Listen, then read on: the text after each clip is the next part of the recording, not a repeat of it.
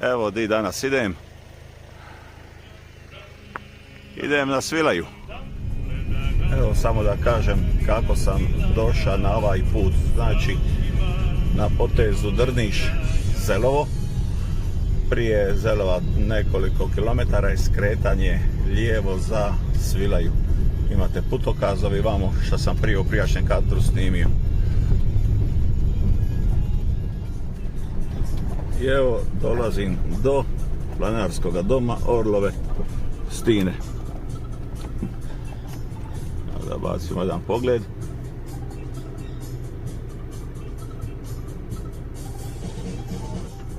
A sad ćemo se otići parkirati na gornji parking.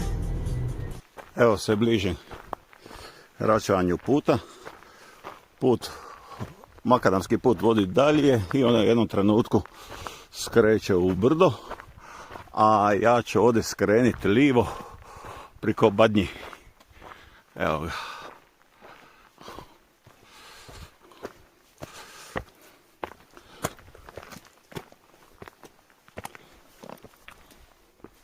To je put.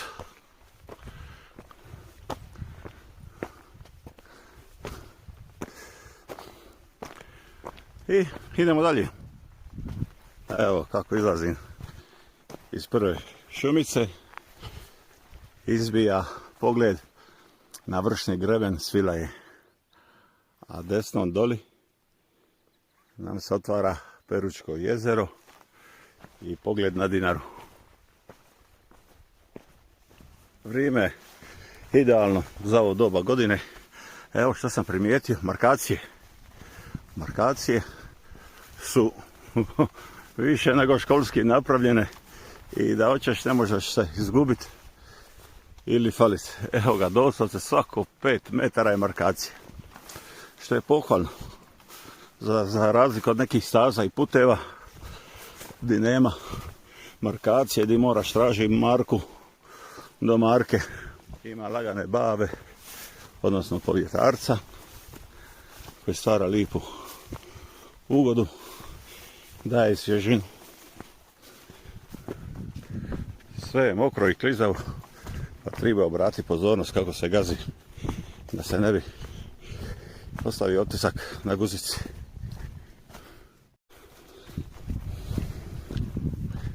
Evo, izašao sam iz vrtača i sad polako izvijam na Golet. Ali nebo baš i ne obećaje nešto kako je bilo vedro. A sada ništa, idemo. Nekad bura, nekad oblačno. Važno da sikere ne padaju. Dolazi na križanje, da ima šta kažu table. Ogorje livo ura i po. Evo ga, planinarski dom Orlove Stine, ura vremena i Svilaja, gdje ja idem ura vremena, kaže. A ništa da imamo ova drvena, šta kaže ovdje. Evo planinarski dom, odakle sam i došao. Ura. Idemo. Nastavljamo. Ovdje put, markacija skreće gore livo uzbrdo, idemo. Došao oblak na Svilaju, veselo. Nadam se da je ovo samo prolazno. A vidjet ćemo šta bude, bude. Evo ga, ja sam došao iz ovoga pravca doli. Iz pravca Badnji. A ovo je ovdje put koji dolazi da sam produžio sa makadamom naprijed. Znači taj bi put ovdje završio. Evo ga markacija, da imamo šta kaže. Tabele. Kaže Svilaja 45 minuta, Zelovo 2 sata 45, do doma uru i pol. Evo ga. I to su tu stare markacije neke, šta su ostale. Vrh. A ja ću nastojati doći iz ovoga pravca vamo dolje. Spusti se napraviti neki polukružni džir. A sada put nas ovdje gore otvori nebu pod oblake.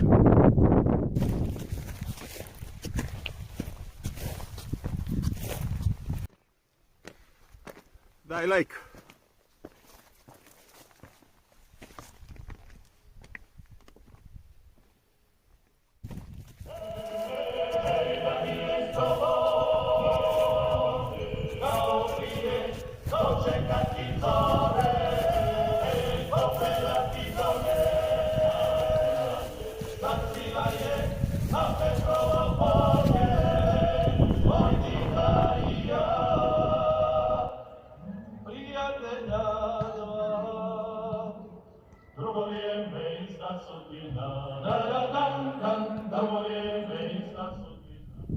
Evo se nalazi na vrhu Svilaje, na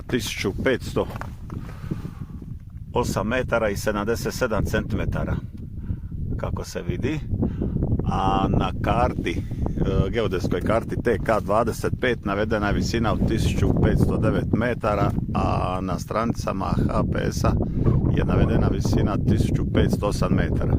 Najviša točka i evo ga, žig. Tako da znate, sada gledamo u pravcu Velebita koji je u izmaglici, ali se ovako na moje oko ništa ne nazire. U tragovima se vidi Lička Plješevica, Poštak. Sada gledamo prema vrhu Sinjal, najvišem vrhu u Hrvatskoj, na Dinari, koji je sada u oblacima. Vidimo ovamo doline izvor rijeke Cetine, Peričko jezero, koje se je smjestilo ovamo ispod Dinare i Svilaje. A ovo doli, šta vidimo, kao jedan zaton uvala, u biti to vam je pritoka pritoka Cetine, Dabar. Znači kad je nastalo Peručko jezero, taj izvor i sama rječica je i potopljena, tako da je više i nema, ostaje samo ovi rukavac njen, a za niskog vodostaja se vide tragovi. A zanimljivo je ovako, kad gledam sami ovi izvor kako izgleda, malo me podsjeća na Vrelo Zrmanje. Zato sam malo prije spomenuo Zrmanju, koji ima kao amfiteatar sa gornje strane, sa sjeverne. Samo što je ovdje se nalazi Dinara, a tamo je opet Lička Plješevica. Gledamo prema Vrdovu. Prema Vrdovu, evo i neki oblak se malo spušta. Sinjsko polje. U daljini vidim Biokovo, Mosor, Kozijak. I eto, tako, zabava lagano. A sada, evo, Marka kaže, oznaka Zelovo, idemo ča nazad. Čeka me još 2 mista za obaći. A pod Svilajom se krije jedna tužna priča, bolje reći spomen na jednu tužnu priču koja je trajala 32 dana. Ima jedno veliko srce od kamena koje podsjeća na tu priču koja je trajala 32 dana. Andrijino srce. Evo ga. To je to Andrijino srce.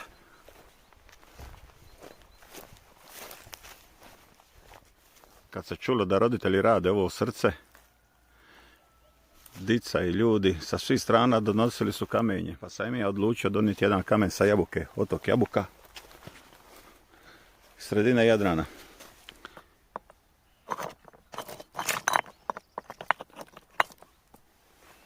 Eto.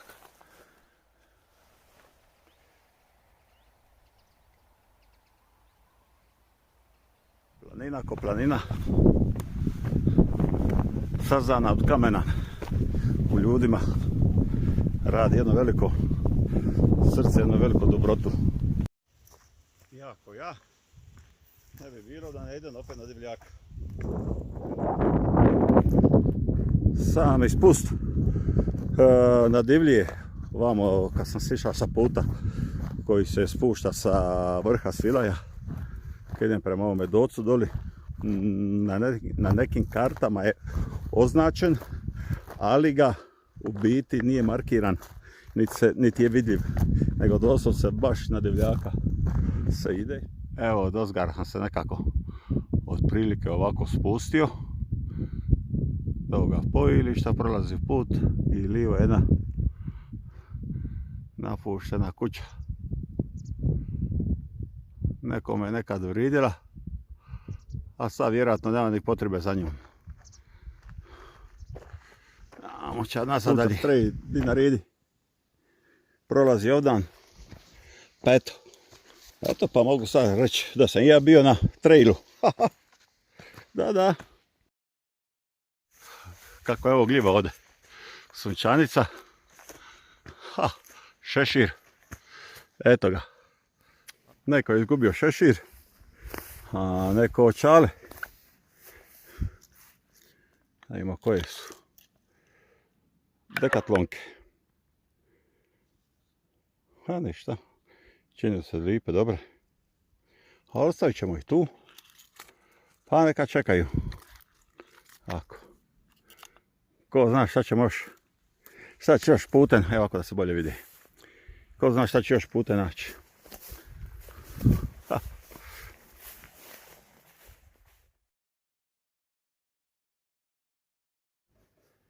Evo, pitam ja ljude, je li dom otvoren? Kažu, dom nije otvoren, ali ako hoćeš šta popit, otvoren je. Evo, kako se brzo ljudi dogovore. Evo, šta je čovjek? Otvorio dom za mene da mi da pivu i svojim putem nošača dalje. A ja krećem prema mauzoleju Ivana Meštrovića kod Drniša.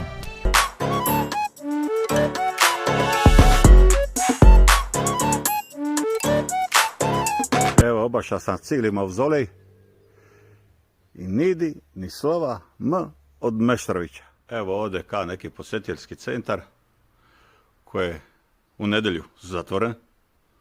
Šta ima ljudi nedjeljom dolazi kad su slobodni. Najbolje da nedjeljom stoje kući na kauču.